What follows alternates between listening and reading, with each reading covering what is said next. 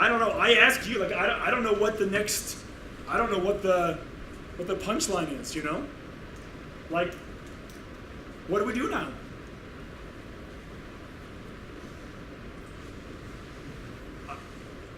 Yeah, and I was going to say, IT, can you hear me okay?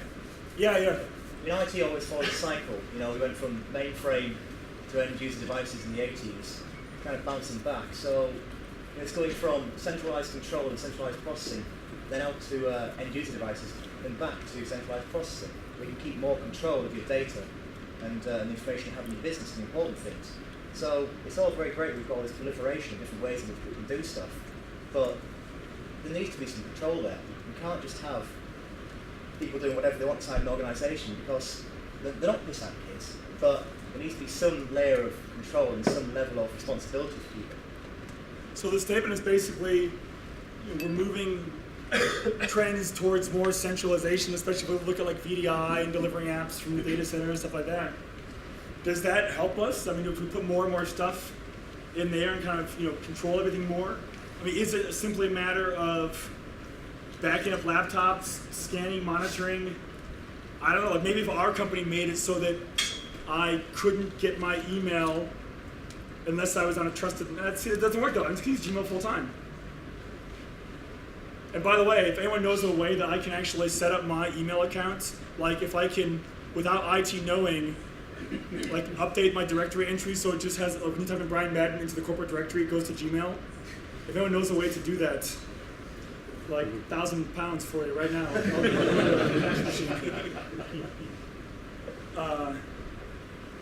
I don't know. I mean, like, I guess like, in some ways, it's the best I can come up with, and this is a stretch, is it's like, well, how do we prevent users from, like picking up their monitor and like bludgeoning their employee next to them?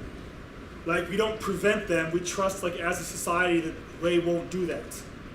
And it happens occasionally, but not enough that we actually start, like, bolting monitors down to desks.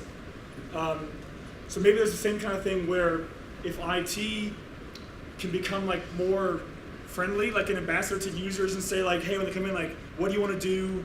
And instead of, like, here's this, can't do that, and that. It's like, if they can figure out, like, come to whatever you need, we'll do it for you without asking, because we are like, if someone says, oh, I want to use this collaboration suite, they're like, no, our standard is SharePoint. It's like, yeah, but I need these users over here at a different company, and then so they just do it anyway, So if we could sort of figure out how to give them parameters and say, I want this collaboration suite, and then we could look at it. Like if they came to us and said, this Dropbox is awesome, I want to use it, and then we looked at it and said, okay, well, I'm going to install this like disk encryption software on your laptop, and then go nuts. And then we can sort of help them understand that if you do this, you're not to have it stolen, just to talk through. I mean, but I don't know, but where does it end? On the one hand you say, no, but our budgets are going to quadruple as you pay all these ambassadors, like handhold our users through whatever they want to do. But again, they're doing that anyway. So what's cheaper, doing that or buying 20 million customers, 2 years of credit report gold monitoring service? I don't know. And again, as I said, like that's a real grasp. I lived in Washington, D.C. for 6 years, and so I was working, I had my security clearance and working for lots of government stuff. That was actually easier. Not like if you look at what they're doing now, and granted we still have like WikiLeaks and that kind of thing, but I mean, they're able to say it's different networks, there is no access to the outside, and it's very like actively monitored, and you will be fired and possibly put in jail if this stuff gets out. That's a good, that's cool. We can't do it for our users.